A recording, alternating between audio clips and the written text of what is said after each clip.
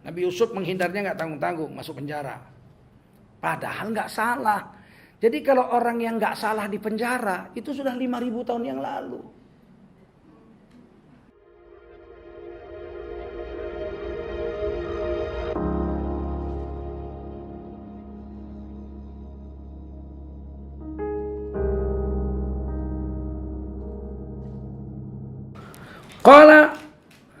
Qalat berkata perempuan itu Siti Zulaikha, "Fadzalikunnalladzi lumtunnani fihi." Itulah orang yang menyebabkan kamu mengejek-ngejek aku.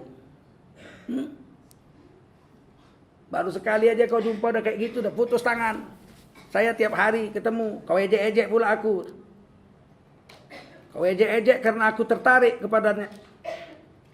Walaqad rawadatuhu an nafsihi fasta'sam. Katanya kamu bilang kamu hina-hina saya, kamu caci-caci saya, jatuh cinta sama laki-laki ini. Dan sungguh aku telah menggoda untuk menundukkan dirinya supaya memang mau dia sama aku. Tapi dia menolak tawaranku itu. Fa'tasam.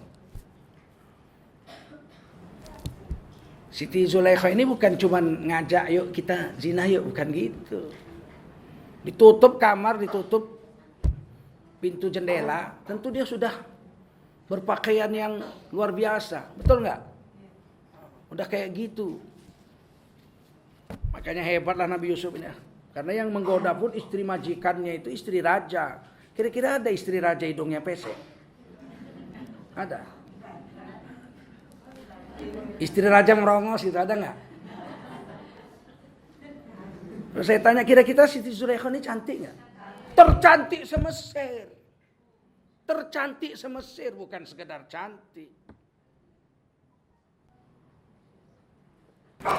Kemudian kata perempuan ini, itulah laki-laki yang membuat aku kesengsem.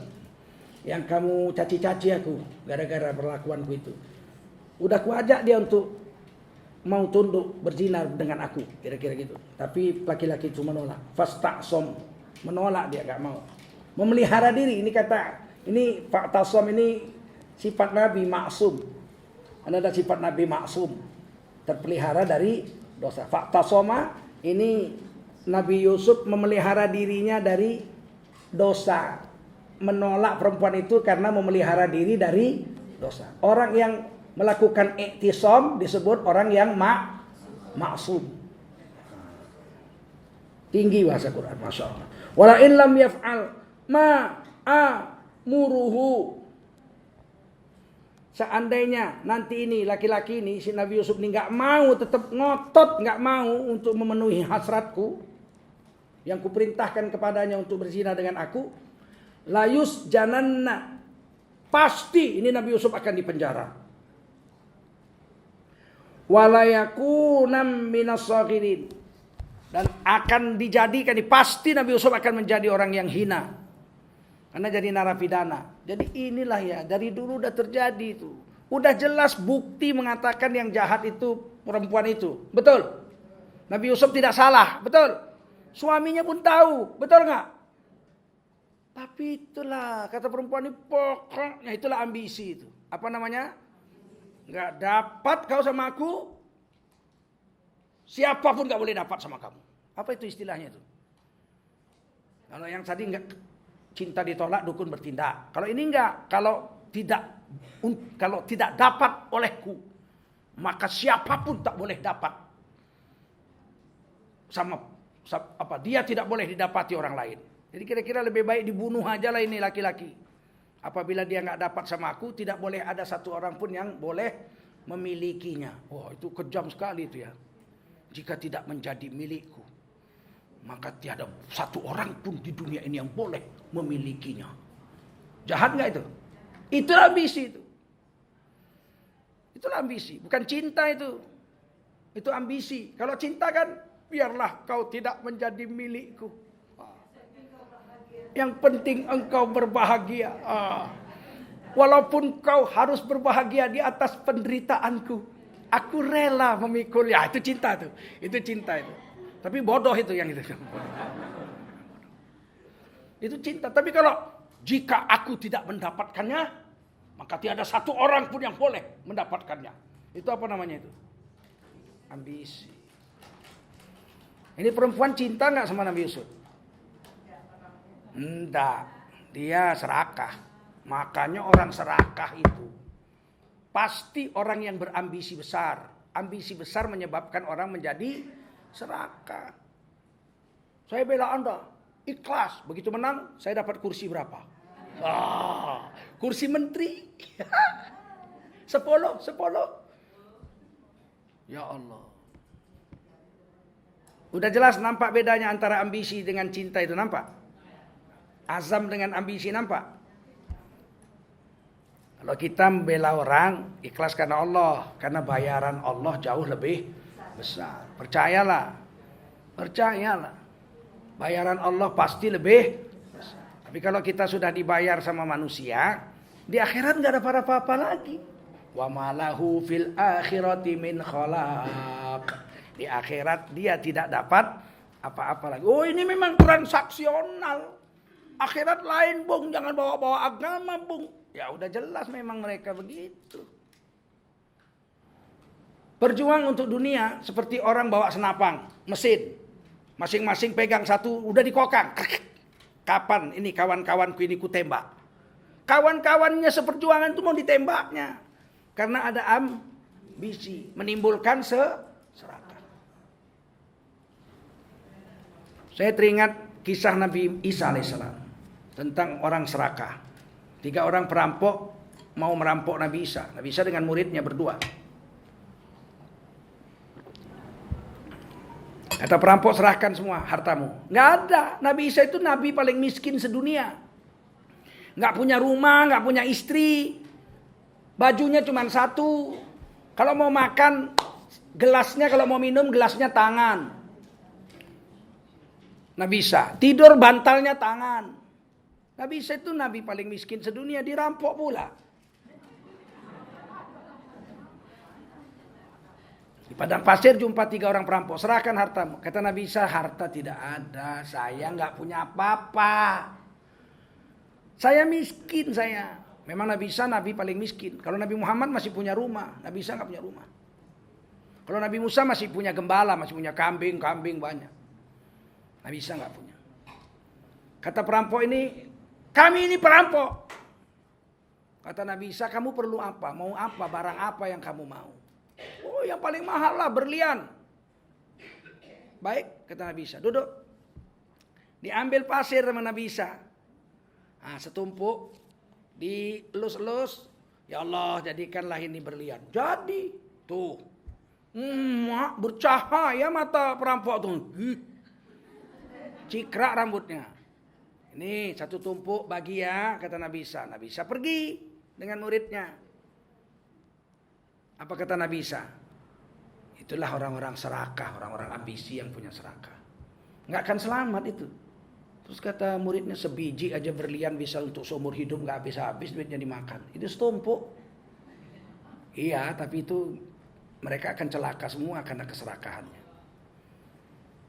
Udah, yang 3 ini dibagilah, ini berlian 3 tumpuk. 1 tumpuk kau, 1 tumpuk ini, 1 tumpuk saya, kan gitu. Udah, tiba-tiba lapar nih.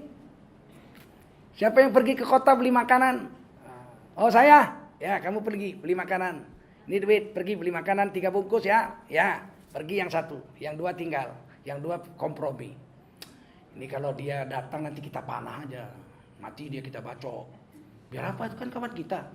Bagian berlian jadinya dia punya, jadi kita bagi. Jadi nggak bagi 3, jadi bagi 2. Oke. Dibagi 2. Langsung. Separuh kau, separuh aku. Itu dia datang, kita ambil makanan, kau tikam dari belakang, dimatiin dia atau kita panah dia mati. Oke, setuju. Pokoknya harus dibunuh.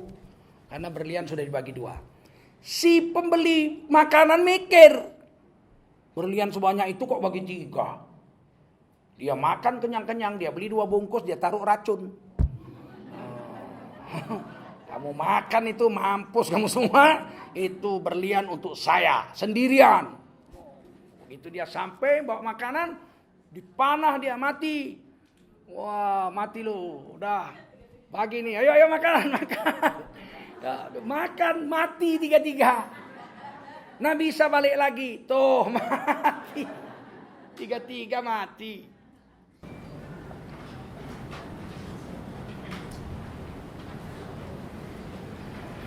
Apa kata Nabi Yusuf? Qala Rabbi, wahai Tuhanku, as-sijnu ahabbu ilayya, penjara lebih kusukai. Aku lebih baik masuk penjara, aku lebih senang masuk penjara. Mimma yad'unani ilaih, daripada memenuhi panggilan atau ajakan mereka terhadapku, yaitu untuk melakukan perzinahan. Aku lebih baik masuk penjara aja daripada melakukan itu.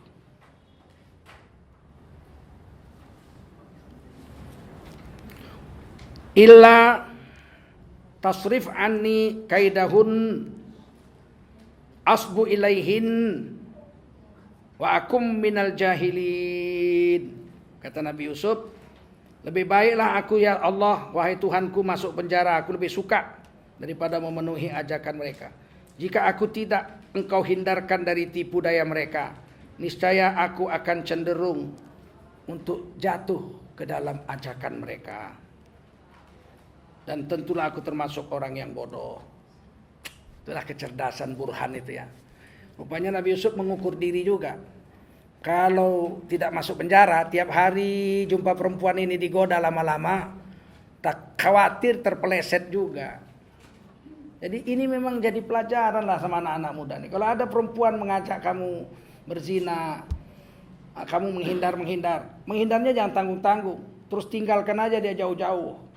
Karena kalau masih jumpa, kan sering orang akhirnya salah. Ada perempuan nggak begitu suka dia, tapi menggoda aja. Laki-laki ini ganteng, kaya pula, digoda ya lama-lama iseng-iseng, cap. Hamil tuh perempuan, ditangkap nih laki-laki suruh kawin. Ya menderita semuanya.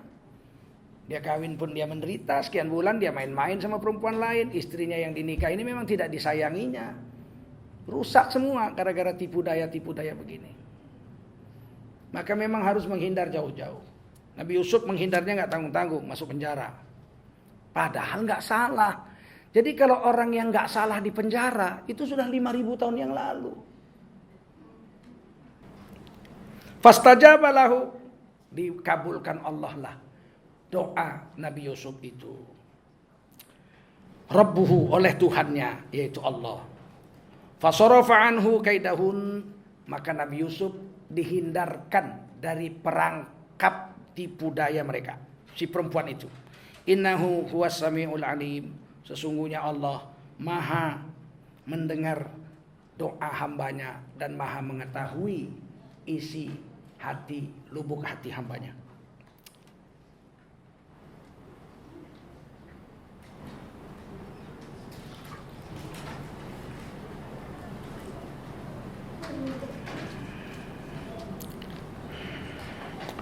Tsumma badalahum mim ba'di ma ra'awul ayati layus jununnahu hatta hin.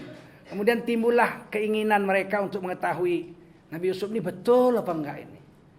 Atau pura-pura aja ini nolak perempuan ini. Atau memang betul-betul orang yang soleh ini.